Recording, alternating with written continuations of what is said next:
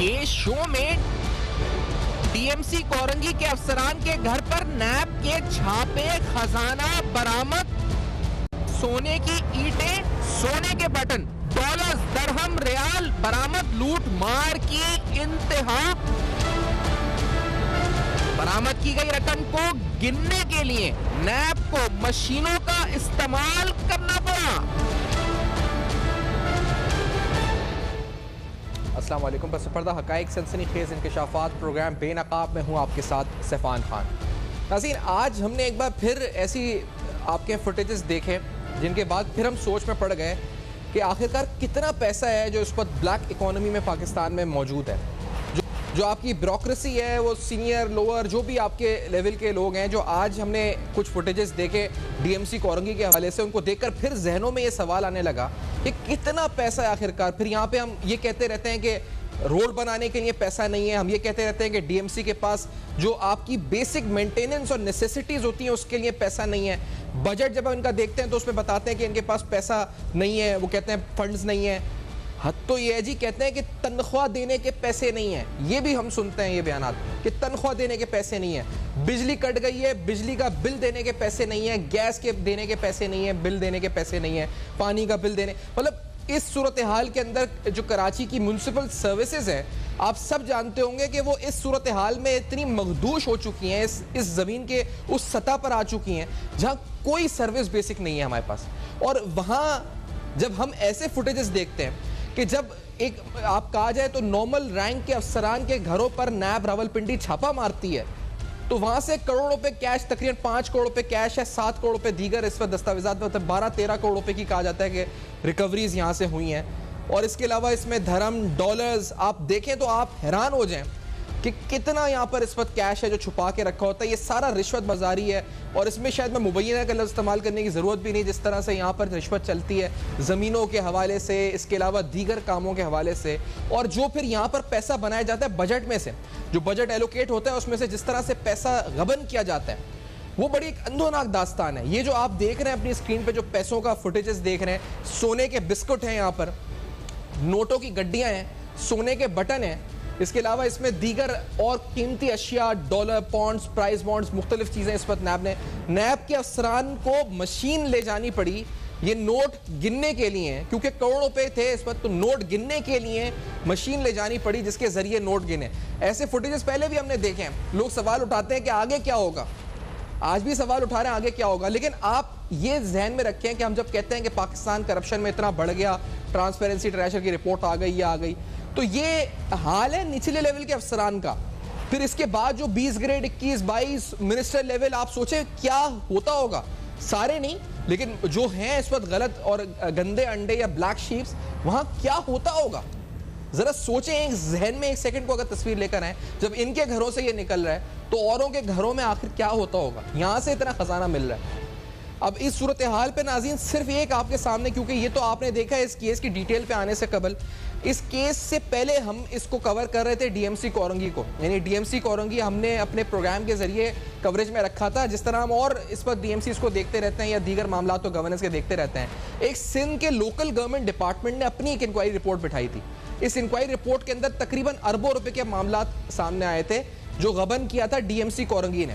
ये साल 2017 और 18 के मामला थे जिसमें कहा गया था कि ये गबन हुआ है। इसमें मुख्तलिफ हेड्स के अंदर चीज़ें सामने आई थी। मैं सुन के उस वक्त भी हैरान हुआ था। ये रिपोर्ट मेरे सामने मौजूद है जिसमें बताया गया था कि तकरीबन 77 करोड़ रुपए कचरा उठाने की मद में गबन किया गया, यानी कचरा उठाने की मद में फेक बिलिंग बनाई गई है, उसमें 77 करोड़ रुपए का गबन किया गया।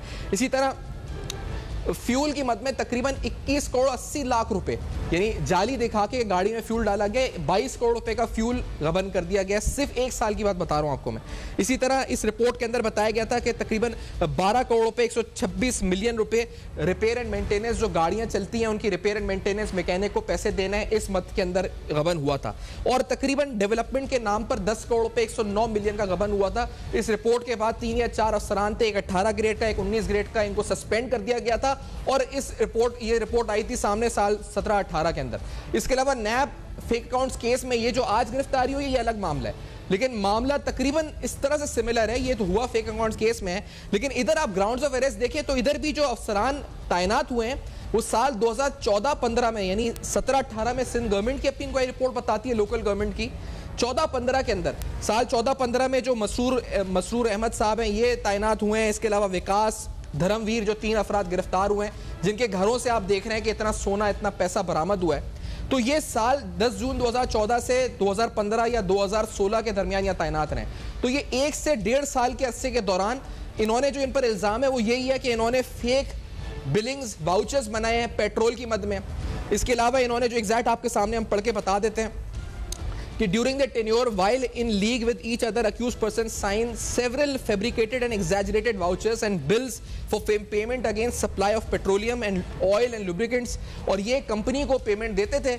इस कंपनी को जो पेमेंट जाती थी वो एग्जैजरेटेड होती थी, यानी अगर 10 रुपए का बिल है तो 20 रुपए मिसाल के तौर पे जाते थे। और फिर ये जो डिपॉजिट होता था कंपनी के अकाउंट में, तो वहां पर एक शफकत मुमताज नामी बंदा जो ऑलरेडी नैब से प्ली बार्गेन कर चुका है, और इसकी डिटेल भी मैंने नैब के रिकॉर्ड से हासिल की है। ये प्ली बार्गेन 2163 नंबर, जिसका है शफकत मुमताज, 2020 में नैब रावलपिंडी से इसने प्ली बार्गेन किया है, जिसके अंदर इसके केस की डिटेल्स मौजूद है। तो ये तमाम प्रॉफिट जो थे शफकत मुमताज और डीएमसी के अफसरान के दरमियान बढ़ते थे, मुबैना तौर पे जो सामने आई है कहानी, और इसके अलावा फेक अकाउंट्स पे भी ट्रांसफर होते थे, जिसके बाद ये लॉन्डर होते थे। आगे इसमें लिखा है further more active convince with each other the crime proceeds were laundered, यानी पाकिस्तान से बाहर भी पैसा जाता था, were through fake benami accounts and subsequently used amongst other purposes for purchase of costly properties by accused person। तो ये जो केस भी बना इस पे, जिस पे इसने प्ली बार्गेन किया शफकत मुमताज ने, वो ये है जी कि इसने एक प्रॉपर्टी लीगल जो इस पर इनके मामला था कि फेक अकाउंट्स के जरिए इसने परचेज किया plot 216E lines area Karachi में, कैंटोनमेंट रोड कराची के अंदर ये इलाका आता है, जहां पर इसने ये प्लॉट परचेज किया इन तमाम पैसों से। तो ये तफसीलात है, हैरान कुन तफसीलात हैं, चौंका देने वाली तफसीलात हैं कि आखिरकार निचली सतह के ऊपर ये सब कुछ हो रहा है, तो आगे क्या हो रहा होगा, नैब आगे क्या करेगा। राजा आमिर अब्बास साहब, साबिक प्रोसिक्यूटर, नैब प्रोग्राम में साथ मौजूद हैं, माहिर कानून भी हैं और शायद नैब की बड़ी स्ट्रॉन्ग ग्रिप रखते हैं। राजा साहब, हम आपके साथ जब भी बात करते हैं हम आपको बताते हैं ये हुआ, आप कहते हैं कि आप हमें लीगली भी समझाते हैं। ये लोग फुटेजेस देख के हैरान तो हैं, लेकिन लोगों के जहन में वही सवाल है कि आगे क्या होना है इस केस में, कुछ होगा आगे नहीं होगा, जो इससे बड़े लोग होंगे उधर तक हाथ जाएगा, नैब का नहीं जाएगा। यही सवाल पहले मैं आपके सामने रखूंगा राजा मेरे पास। देखिए, इससे पहले भी सफियान गालिबन आप ही के प्रोग्राम में हमने काफी फुटेजेस देखी, वो 2-2 मरले के जो आपने वॉशरूम्स दिखाए थे, वो आपने एक वॉशरूम में 3-3 LEDs लगी हुई थी, और उसके बाद वो गालिबन वो भी कोई ग्रेड 17 या 18 के ही ऑफिसर थे। अब आप देखिए कि ये पैसा जो सा है, अवाम को समझना चाहिए कि ये पैसा किसका है। ये पैसा आपका, हमारा और इस मुल्क के आने वाली नस्लों का है। ये पैसा कहाँ जा रहा है? ये पैसा फेक अकाउंट्स में जा रहा है। ये पैसा प्रॉपर्टीज खरीदने, चाहे वो अपने मुल्क हो बैरून मुल्क हो। और कौन ये कर रहा है? ये पब्लिक ऑफिस होल्डर्स कर रहे हैं। ये वो महकमे हैं कि जिनको हासिल करने के लिए कभी सूबाई असेंबली कहती है कि ये इख्तियारात हमें दे दिए जाएं, और बल्दिया लोकल बॉडीज वाले कहते हैं। ये वो अट्रैक्शंस है सफियान, कि हमारे यहाँ जो लोग इलेक्ट होके या जो लोग लोकल बॉडीज में आते हैं, उनका एम और मिशन ये होता है। और अनफॉर्चुनेटली जब हमारे सियासतदान कहते हैं कि बच्चों करप्शन तो होगी, तो फिर उसमें सोसाइटी इस हद तक नीचे चली जाती है कि इसको एक दिन आपकी स्क्रीन पे चलेगा, लेकिन उसके बाद ये खत्म होगा। लेकिन ये जो आपकी फुटेजेस हैं सफियान, ये जब बैरूनी मुल्क जाएंगी, ये जो दुनिया में इंडेक्सेस बनती हैं, करप्शन की हो या मनी लॉन्ड्रिंग की हो या फैटे आप ग्रे एरिया से निकल नहीं पा रहे, वो ये देखते हैं कि इतना कुछ पकड़ा जाता है इस छोटे लेवल पे भी, तो फिर उसके बाद होता क्या है। अभी आपने खुद ही बताया कि एक शख्स इसमें से ऑलरेडी प्ली बार्गेन करके, जिसका मतलब ये है कि वो अपना कन्विक्शन अपने आप को करवा के दोबारा इस पब्लिक ऑफिस में बैठा हुआ था। तो इन तमाम चीजों की वजह से ही गालिबन कुछ दिन पहले इमरान खान ने भी कहा, प्राइम मिनिस्टर साहब ने, कि मैं और हमारी हुकूमत इस इत्तेसाबी अमल को किसी एक मंतकी अंजाम तक पहुंचाने में नाकाम हुए। तो अब आप देखिए कि ये वो लोग हैं कि जो ग्रेड 17-18 के हैं, जो इस मुल्क में प्रेसिडेंट और उसके बाद प्राइम मिनिस्टर्स और फेडरल मिनिस्टर्स जिनकी अरबों की जायदादें हैं, जब उनमें से किसी एक को भी सजा नहीं हो पा रही, जब उसमें से कोई 1 रुपया भी रिकवरी नहीं हो रहा, हाँ रिकवरी दिखा देते हैं कि जी किसी प्राइवेट उससे हाउसिंग स्कीम वाले से या किसी उससे, तो ये वो वजूहात है कि अगर इस पे तवज्जो ना दी गई तो फिर हम जो दुनिया की इंडेक्सेस हैं, चाहे वो हमारी अदलिया के हवाले से हो कि जनाब पाकिस्तान में रूल ऑफ लॉ या जस्टिस सिस्टम 128वें नंबर पे है, करप्शन के लिहाज से दिन बाय दिन हम ऊपर अब बड़ी प्रोग्रेस कर रहे हैं कि जी हम शायद कोई वर्ल्ड रिकॉर्ड बनाना चाहते हैं, तो दिस इज वेरी अनफॉर्चुनेट। और इसकी जिम्मेदारी किस पे है जी? अब देखिए, इसकी जिम्मेदारी होती है सबसे पहले मुल्क के सरबराह पे, उसके बाद मुल्क के अदारों पे, और ये जो अदारों के सरबराहान हैं, जो मुल्क के चीफ एग्जीक्यूटिव हैं, अगर वो ये देख के आंखें बंद कर लेते हैं और इसका सदेबाब नहीं होता, तो फिर इसका मकसद ये है कि वो अवाम को नारेबाजी की हद तक तो अपने मोटोस और अपने मैनिफेस्टो और अपनी पावर में आने के ख्वाब दिखाते हैं, लेकिन उसके बाद करप्शन के सदेबाब जो कि एक दीमक की तरह सोसाइटी को चाट के खत्म करता है, उसके लिए अगर आप कुछ नहीं कर पा रहे, कोई एग्जाम्पल्स नहीं बना रहे, अभी आपने जो पिछली दफा दिखाए थे वो, तो मैं समझता हूं कि अब तक हमारे मुल्क का सिस्टम ऐसा होना चाहिए था कि उनको लटकाया होता, एक करार वाकई सजा होती। अब इसमें से क्या होगा कि 12-13 करोड़ रुपए हैं, 2-4-5 करोड़ में प्ली बार्गेन हो जाएगी फिर से, और फिर यही पैसा वो मुश्ताक रेसानी भी हमें याद है बलूचिस्तान से, जहां इसी तरीके की मशीनें ले जाई गई थी और अल्टीमेट कुछ नहीं हो रहा। तो it's unfortunate, it's high time कि अगर इसको रोका ना गया तो फिर यही होगा कि कभी नेस्ला टावर की तरह बन रहा होगा, कभी कराची जो बिल्डिंग कंट्रोल वालों के घरों से अरबों रुपए निकल रहे होंगे, कभी आपके रोड्स और उनके महकमों। लेकिन ऐसा ये बड़ा ये जो एस्पेक्ट बड़ा इसमें इंटरेस्टिंग है कि पेट्रोल, क्योंकि ये जो केस है, क्योंकि इससे पहले जो मैं इंक्वायरी रिपोर्ट बता रहा था वो तो लोकल गवर्नमेंट की थी, जिसके अंदर न सिर्फ पेट्रोल बल्कि कचरा उठाना, डेवलपमेंट और दीगर नाम पे करप्शन हुई थी। यहाँ पर तो जो पेमेंट्स हुई हैं सारी फैब्रिकेटेड, वो पेट्रोल की मद में हुई हैं, और उसी की मद में पेमेंट्स एग्जैजरेट कर कर प्रॉपर्टीज बनाई गई, मनी लॉन्ड्रिंग भी हो गई, इनके अपने असासे भी बन गए। तो सिर्फ पेट्रोल की मद में इतना पैसा बना लिया गया कि घरों में पैसे भरे हुए, खजाने भरे हुए जूनियर अफसरान के, और फिर बाहर भी जा रहे हैं, फेक अकाउंट्स में भी जा रहे हैं, प्रॉपर्टियां भी खरीदी जा रही हैं, प्ली बार्गेन भी हो रहे हैं। सिर्फ पेट्रोल से इतना पैसा बन गया। ये कोई नई बात नहीं है। आप यकीन कीजिए कि मुझे शर्म आती है कि मैं आई विटनेस हूं। एक मिनिस्टर साहब के ऑफिस में गया, उनके भाई साहब ने जो उनकी नई गाड़ी थी सरकारी, उसका मीटर उतारा हुआ था। मैंने पूछा ये कर क्या रहे हैं? उनका जी इस मीटर को हमने 1 लाख किलोमीटर तक पहुंचाना है ताकि इतना पीओएल ले लें कि गाड़ी 1 लाख किलोमीटर चल गई है, और इसकी मद में हम पेट्रोल ले लेंगे, और वो हजारों लीटर्स की पेट्रोल की जो उनको मिलते हैं फंड्स, वो उन्होंने जेब में डाल दिए। बड़ा आसान से तरीका था कि जी मीटर आगे कर दिया, ऑल्दो वो गाड़ी चंद 100 किलोमीटर भी नहीं चली हुई थी। तो ये चीजें ऐसी नहीं है कि जो अदारों को नहीं पता, ये चीजें ऐसी नहीं है कि जो एंटी करप्शन बॉडीज को नहीं पता, ये चीजें ऐसी नहीं है जो हमारे सियासतदानों को नहीं पता।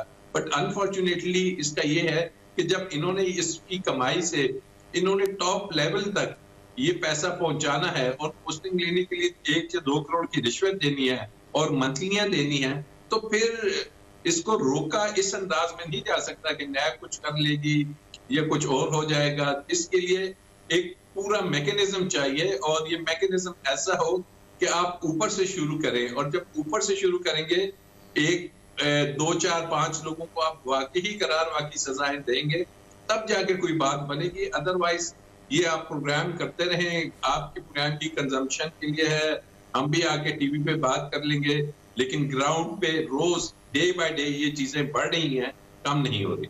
बहुत बहुत शुक्रिया साहब, आपने प्रोग्राम में ज्वाइन किया। ब्रेक के बाद नाज़रीन आएंगे, इसके मजीद एक्सपर्ट से गुफ्तगू होगी इस रिपोर्ट पर जो हमारे पास इंक्वायरी रिपोर्ट है इस पर भी, और आज होने वाले इस एक्शन के ऊपर। आज नैब कोर्ट में जो पेशी हुई वहाँ पर जो डिटेल्स मजीद सामने आई इस केस से मुताल्लिक, हैरान कुन इंकशाफात। इस ब्रेक के बाद हमारे साथ रहिए।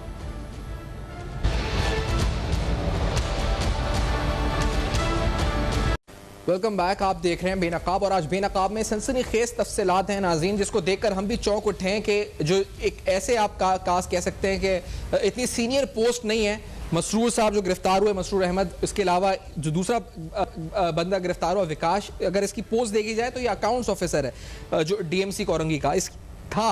और इसी तरह से जो तीसरी गिरफ्तारी है धर्मवीर की, वो रेजिडेंट ऑडिट ऑफिसर था, आरएओ जिसे कहते हैं इस महकमे के अंदर डीएमसी कोरंगी के।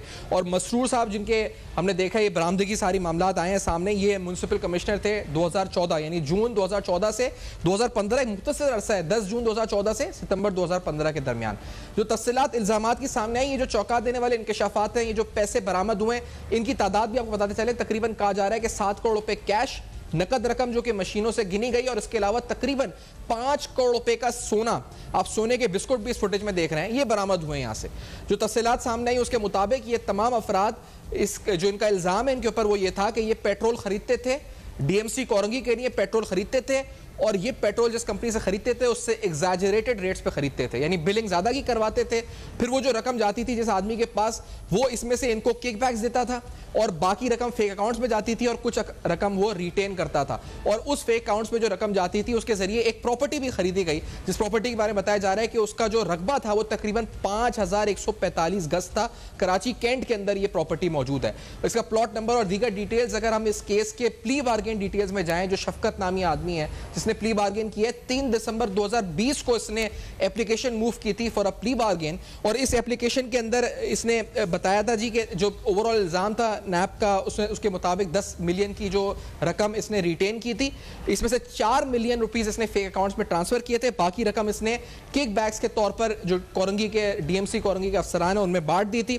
और प्लॉट नंबर 216E1 है ये लाइंस कराची कैंट में 5145 गज का, जो पार्शियल पेमेंट के लिए यानी जो 40 लाख रुपए हैं ये इस्तेमाल हुए थे फेक अकाउंट्स के जरिए इस प्लॉट की खरीदारी के लिए। मेरे साथ अल्ताफ वानी साहब, साबिक डीजी नैप कराची प्रोग्राम में साथ मौजूद। अल्ताफ वानी साहब, ये डीएमई हम यहाँ सुनते रहते हैं कि पैसा नहीं है, काम नहीं हो रहा, सड़कें नहीं बनती या मेंटेनेंस नहीं हो रही, सीवरेज के पैसे नहीं, कचरा उठाने के पैसे नहीं, पानी देने, कोई काम करने के पैसे नहीं है, और यहाँ दास्ताने इनके अफसरान के घरों से जो खजाने बरामद हो रहे हैं उससे तो लग रहा है बहुत पैसा है, लेकिन ये सारा पैसा घरों में चला गया, बजाय इसके कि सड़कों पे लगता, बजाय इसके कि मेरी और आपकी खुशहाली या बहाली के लिए लगता सड़कों की। कहीं भी नजर नहीं आता ये पैसा। वानी साहब जी, बिस्मिल्लाहिर्रहमानिर्रहीम। शुक्रिया सैफान मुझे प्रोग्राम में बुलाने के लिए। देखिए, मैं इससे पहले भी यही कहता रहा हूँ कि चूंकि यहाँ वो पॉलिटिकल विल नहीं है इस सूबे में करप्शन के खिलाफ, तो आप जिस जो है वो सूबाई महकमे में जाएंगे आपको यही फल मिलेगा। यहाँ जो है वो जिस तरह से जो पब्लिक मनी का बेदरई जाती मकासद के लिए इस्तेमाल किया जा रहा है, उसकी कोई मिसाल मेरा ख्याल पूरी दुनिया में कहीं नहीं मिलेगी। आप देख लें कि जो पब्लिक सर्विसेज हैं वो बिल्कुल ज़ीरो हैं, जो रोड्स हैं उनका हाल आप देख लें, जो पानी की फराहमी है, जो सफाई का मामलात हैं, रोडों के मामलात हैं। कोरंगी की अगर आप बात कर रहे हैं, कोरंगी आप जाके देख लें, मेरा ख्याल ये पाकिस्तान का सबसे बड़ा इंडस्ट्रियल एरिया है, और उनकी सड़कों का इतना बुरा हाल है कि बयान से बाहर है। तो ये सारा का सारा पैसा जो इन लोगों को जो बजट मिलता है, वैसे तो कराची को जो है वो सबसे कम बजट मिल रहा है, और गुज़िश्ता मेरा ख्याल है कोई 15-13 साल के अंदर कराची का बजट बढ़ने की बजाय कम होता गया है। इसके बावजूद जो है ये बजट सही जगह इस्तेमाल नहीं हो रहा, और ये ऊपर से नीचे तक जो है जैसे आपने बताया कि बंदरबांट हो रही है, तो ये तो एक म्युनिसिपल कमिश्नर का हिस्सा है। आप अगर अभी भी डीएमसीज में जाएं और उनके जो अफसरान हैं उनके थाट देखें, तो मेरा ख्याल है कि आपको भी जो है वो हया आएगी कि यार ये लोग किस तरह से मनी को इस्तेमाल कर रहे हैं। लेकिन अल्ताफ वानी साहब, ये मुझे बताएं, क्योंकि ये गिरफ्तारी नैप पिंडी ने की है, आप नैप कराची के डीजी रहे हैं, मुझे ये बताएं कि ये मामलात क्योंकि इसलिए सामने यहाँ पर नैप पहुंची कि एक फेक अकाउंट इस्तेमाल हुआ, उस अकाउंट के जरिए प्रॉपर्टी की पार्शियल पेमेंट्स हुई, जब वहाँ से आगे सिरे मिलाते मिलाते शायद नैप, जो मैं समझ रहा हूँ, यहाँ तक पहुंची, आप बेहतर इसकी तस्दीक कर दीजिए अगर गलत कह रहा हूँ, तो ये जो डीएमसी मामलात हैं इस पे नैप कराची कॉग्निजेंस क्यों नहीं ले रही थी, और अभी भी मामला चल रहे हैं? यानी मिसाल के तौर पे ये अगर 14-15 का है तो 17-18 के अंदर मेरे हाथ में मौजूद है एक इंक्वायरी रिपोर्ट लोकल गवर्नमेंट ने खुद बनाई है, सिंध के लोकल गवर्नमेंट ने, जिसके बाद उन्होंने एक 19 ग्रेड के अफसर को, एक 18 ग्रेड के 2 अफसरों को, एक 17 ग्रेड के अफसरों को मुअत्तल भी किया था, और वहां भी मामला यही है, तकरीबन 77 करोड़ रुपए की पेमेंट हुई है। वो कहते हैं, खुद लोकल गवर्नमेंट डिपार्टमेंट की इंक्वायरी रिपोर्ट कह रही है कि 77 करोड़ रुपए की फेक गार्बेज उठाई गई, 21 करोड़ रुपए की जो अमाउंट है वो एम्बेजल की गई, फ्यूल के नाम पर, तकरीबन 12 करोड़ रुपए की अमाउंट जो है वो रिपेयर एंड मेंटेनेंस गाड़ियों के नाम पर ले ली गई। इसी तरह से तकरीबन 10 करोड़ रुपए डेवलपमेंट के नाम पे जो है सिर्फ 17-18 में गबन हुआ, और ये 14-15 के मामलात हैं। तो इन मामलात को दुरुस्त ये नहीं हुए, ना 14-15 के हुए ना 18 के हुए, और अभी भी शायद चल ही रहा होगा। तो नैब कराची क्यों नहीं एक्शन ले रहा कॉग्निजेंस का? देखिए, मेरी अर्ज ये है इसमें कि बेसिकली तो नैब जो है वो कंप्लेंट ओरिएंटेड ऑर्गेनाइजेशन है। अगर कंप्लेंट आती है तो फिर उसकी तहकीक करके ये इंक्वायरी इन्वेस्टिगेशन की जाती है। एक जो इसमें फैसिलिटी है नैब में, सुबो मोटो की भी है, यानी अगर डीजी नैब, रीजनल नैब के पास अगर कोई मुसद्दिका इतला आती है तो वो उसकी इजाजत चेयरमैन से ले सकते हैं। जब ये रिपोर्ट, अगर आप बात कर रहे हैं, अगर ये रिपोर्ट डीजी नैब के हाथ लगी और उसको फिर जो है वो इसका कॉग्निजेंस लेना चाहिए था और चेयरमैन से जो है वो अप्रूवल लेकर इनकी इंक्वायरी करनी चाहिए थी। वैसे मुख्तलिफ जो DMCs हैं, कराची की भी और दूसरे एरियाज की भी, उसमें काफ़ी मुझे याद पड़ता है कि छोटे छोटे केसेस थे जिसके जो है वो करप्शन के, और उनमें से काफ़ी केसेस में सजाएं भी हुई हैं। लेकिन मैंने जैसे आपसे अर्ज किया ना कि चूंकि जो सिंध गवर्नमेंट है उसकी कोई पॉलिटिकल विल नहीं है करप्शन के खिलाफ, तो ये बिल्कुल एक लेज़े फेरे जिसको बोलते हैं कि हर एक के लिए जो है वो खुला मैदान, जो बस आगे जो है वो प्रॉपर पैसा पहुंचना चाहिए। जो प्रोविंशियल डिपार्टमेंट है करप्शन, एंटी करप्शन का, उसका भी हाल जो है वो क्या है, सब के सामने ये एक खुली किताब है कि किस तरह से वहाँ पर जो है वो इंटरनल करप्शन है जिसकी वजह से वो किसी पे हाथ नहीं डालते। आप चले जाइए किसी भी डिपार्टमेंट में, एक्साइज डिपार्टमेंट में आप जाएं तो मोटर रजिस्ट्रेशन पे आप जाएं, वहाँ हर जगह यही हाल है कि जो पैसे हो रहे हैं, ये कराची की सड़कों पे आप देखते होंगे कि ट्रैफिक पुलिस वाले रोजाना जो है वो लाखों रुपए के चालान करते हैं। ये कोई कंफर्मेशन नहीं है कि ये पैसा जो है वो गवर्नमेंट के खजाने में जा रहा है या पुलिस के अलग से खजाने में जा रहा है और उसका क्या यूटिलाइजेशन है। आपको आप देखें, एक पर्ची मिल जाती है जिसमें कोई गवर्नमेंट ऑफ सिंध की कोई पर्ची नहीं है, ना कोई उसमें गवर्नमेंट ऑफ सिंध का अकाउंट है। तो ये हर जगह यही पोजीशन। अच्छा, और ये मुझे बताएं भाई साहब, ये मुझे बताएं, क्योंकि जो हम कहते भी हैं पाकिस्तान का एक बड़ा मसला अनडॉक्यूमेंटेड इकोनॉमी बन चुका है। अब ये जो रकम रखी गई है इसमें कैश है तकरीबन 7 करोड़ रुपए, बाकी जो इसमें है इसमें टीटीज वगैरह भी थे, लेकिन 5 करोड़ रुपए कहा गया गोल्ड में रखे गए। हम फुटेजेस में देख भी रहे हैं, जो हैरानकुन फुटेजेस आए कि उसमें सोने के बिस्कुट हमें नजर आ रहे हैं, और ये जाहिर बात है ये अनडॉक्यूमेंटेड है। अब इसको किस तरह इसकी खरीदारी को, जहाँ जहाँ से बिस्कुट बिक रहे हैं ये, और अब तो और एवेन्यूज आ गए हैं, तो नैब अब किस तरह ट्रेस करता है? क्योंकि अब तो बिटकॉइन, ब्लॉकचेन टेक्नोलॉजी इस्तेमाल हो रही है। कोई कॉइन लेके रख सकता है, पैसे ट्रांसफर कर सकता है, रिमिट कर सकता है, वापस मंगा सकता है, दुबई में विड्रॉ कर सकता है। तो क्या नैब इसको पकड़ने के लिए अपग्रेड हुई है? अपने आप को नैब ने अपग्रेड किया? क्योंकि ये तो शायद जो मुझे लग रहा है कि ये टेक्नोलॉजी इतना फ्रेंडली लोग नहीं थे, इन्होंने ऐसी कैश रखा हुआ था, वरना बहुत से लोगों ने तो पैसा भेज भी दिया होगा थ्रू बिटकॉइंस, ब्लॉकचेन, और वापस भी रिमिट करवा लिया होगा। मैं आपसे अर्ज करूं, ये बिटकॉइन और ब्लॉकचेन की जहां तक बात है ना, रिस्की अफेयर जी। ये जो लोग रुश्वत लेते हैं वो किसी रिस्की अफेयर के अंदर अपने पैसे इन्वेस्टमेंट नहीं करते। बिकॉज ब्लॉकचेन आपने देखा होगा कि बिटकॉइन जो है over a period of time has gone 50% down. तो ये लोग अपने पैसे उस जगह इन्वेस्ट करते हैं जहां जो है उनकी रिस्क असेसमेंट जो है वो 90 तुली हो। जैसे ये गोल्ड के अंदर है, वहाँ एक रिस्क असेसमेंट जो है वो नोन है। सिमिलरली प्राइस बॉन्ड्स हैं, तो ये उस जगह करते हैं या प्रॉपर्टीज में करते हैं। जैसे आपने बताया कि कैंट स्टेशन के कैंट के अंदर जो एक प्रॉपर्टी भी मिली है, तो ये उनका जो मॉडस ऑपरेंडाई होता है वो इट इज नॉट नेसेसरी कि वो टेक्नोलॉजिकली अपग्रेडेड हो तो ही वो ये काम करें। बेसिकली ये रिस्क असेसमेंट करते हैं और जहां उनको नजर आता है कि यहाँ रिस्क ज्यादा है वहां वो पैसे नहीं डालते। अच्छा, जहाँ तक बात है कि ये जब किसी गोल्ड स्मिथ से गोल्ड जो है वो परचेज करते हैं, तो अब जाकर FDR ने जो है वो ये पाबंदियाँ डाली हैं। लेकिन वी ऑल नो कि इन पाबंदियों के बावजूद जो है behind the curtain there is lot of cash trading going on by और सही कहना सर, और सिर्फ रकम रखने के लिए नहीं गोल्ड इस्तेमाल हो रहा, बल्कि रिश्वत देने के लिए भी गोल्ड के बिस्कुट इस्तेमाल हो रहे हैं। जो हमारी इतलात आती है, हमें पता चलता है कि फला बंदा गोल्ड बिस्कुट में ट्रेड करता है, वो गोल्ड बिस्कुट रिश्वत के तौर पे भी दिए जाते हैं। आपको भी इल्म में होगा ये बात, वानी साहब? मेरे इल्म में ये बात नहीं है, but again I would say कि ये चूंकि यू डोंट नो कि ये जो बिस्किट दिया जा रहा है ये कितना जेन्युइन बिस्किट है until unless it is branded, जी, तो may be they may accept it, because जब तक उस पर गारंटी नहीं है कि ये जेन्युइन 24 कैरेट है, सही, वो लोग इसको एक्सेप्ट ना नहीं करेंगे। ठीक है कि अपने किसी जानने वाले। हम उम्मीद करते हैं बारी साहब इस केस में आगे बढ़ेगी, नैब ये जो सिरे हैं इसके उन तक पहुंचेगी। आपका इस ब्रेक के बाद नाज़रीन आएंगे, बड़ा अहम तरीन पैगाम आज आपके सामने रखेंगे पोलियो के 2 कतरों के हवाले से। इस ब्रेक के बाद आएंगे, मेडिकली आपको समझाएंगे क्यों ज़रूरी है पोलियो के कतरे आपको पिलाना अपने बच्चों को। आफ्टर दिस ब्रेक हमारे साथ रहिए।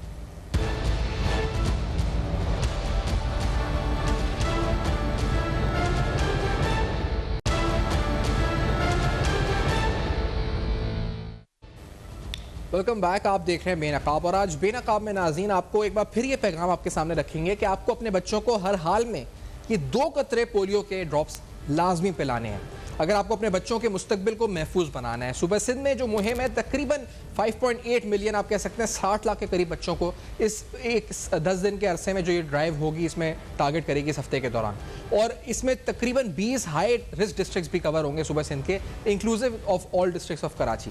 इस ड्राइव के अंदर जो अहम तरीन हमने देखा है कि जो इनिशिएटिव्स हैं इस ड्राइव के ज़रिए कि पाकिस्तान में सूबा सिंध में अगर बात करें तो काफ़ी अरसे से कोई केस रिपोर्ट नहीं हुआ है। 2021 से पाकिस्तान में एक केस रिपोर्ट हुआ है, और अब पाकिस्तान उन 2 ममालिक में शामिल है अभी तक जहाँ पर पोलियो मौजूद है अफगानिस्तान के साथ।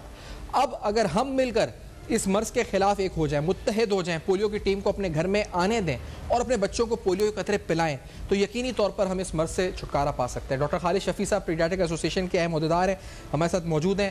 डॉक्टर साहब आपका शुक्रिया, आपने ज्वाइन किया। क्यों ज़रूरी है बच्चों को पोलियो के कतरे पिलाना? डॉक्टर साहब मेडिकली लोगों को समझाइएगा, जब टीम उनके घर आए तो उनका क्या रवैया रखें उनके साथ, और मेडिकली ज़रूरी क्यों है, और ना पिलाएं तो उसका नुकसान क्या है? डॉक्टर साहब जी, वालेकुम सलाम जनाब। पहली बात तो ये कि मैं सबको मुबारकबाद देना चाह रहा हूँ, अपनी कौम को भी और पोलियो वर्कर्स को भी, कि 27 जनवरी 2021 में आखिरी केस आया था। 2 दिन के बाद 1 साल हो जाएगा कि जब पोलियो का कोई केस पाकिस्तान में रिपोर्ट नहीं हुआ है। ये एक बहुत खुशी का और इत्मीनान का मौका है हमारी कौम के लिए।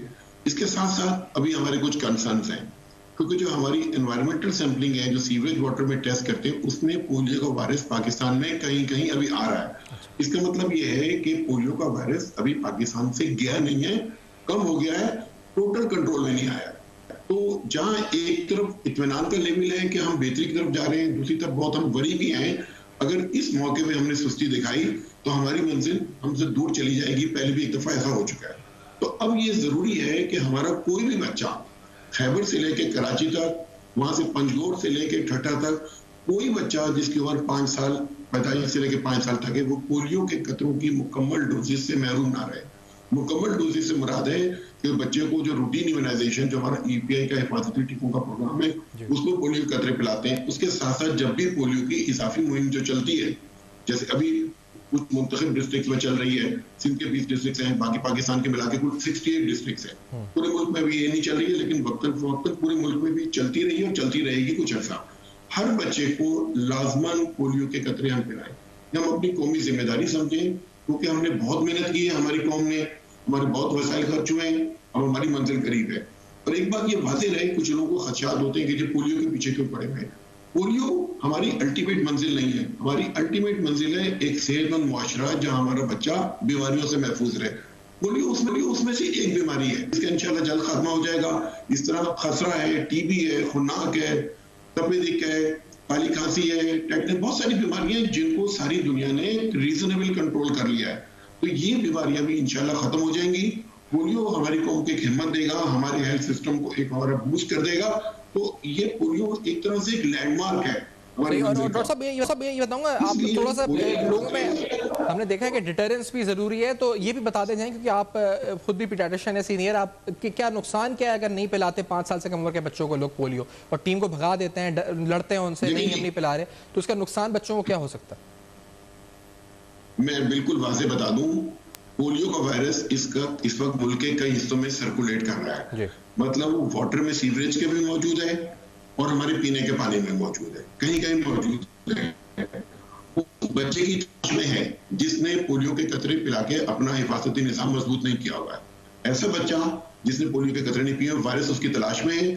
अगर जिस दिन वो वायरस उस बच्चे के पेट में चला गया मुंह के जरिए, वो बच्चा पोलियो का शिकार हो सकता है। तो पोलियो का शिकार अब तो कम हो गया ना केसेस। इस साल एक केस आया, पिछले साल कुछ 60-65 केस आए थे, उससे पहले 149 आए थे। एक जमाने में 20-20 हजार केस होते थे, तो लंगड़े बच्चे बेचारे लंगड़ाते हुए सड़कों पे नजर आते थे। अब हमें नजर नहीं आते हैं, क्या इसलिए हम इससे कम डरते हैं। लेकिन आज के दौर में भी अगर किसी बच्चे को पोलियो कतरे ना पिलाने से पोलियो हो जाए तो ये बहुत बदकिस्मती की बात होगी, ना सिर्फ उस बच्चे के लिए, उसके वालिदैन के लिए, पर एक पूरी कौम के लिए कि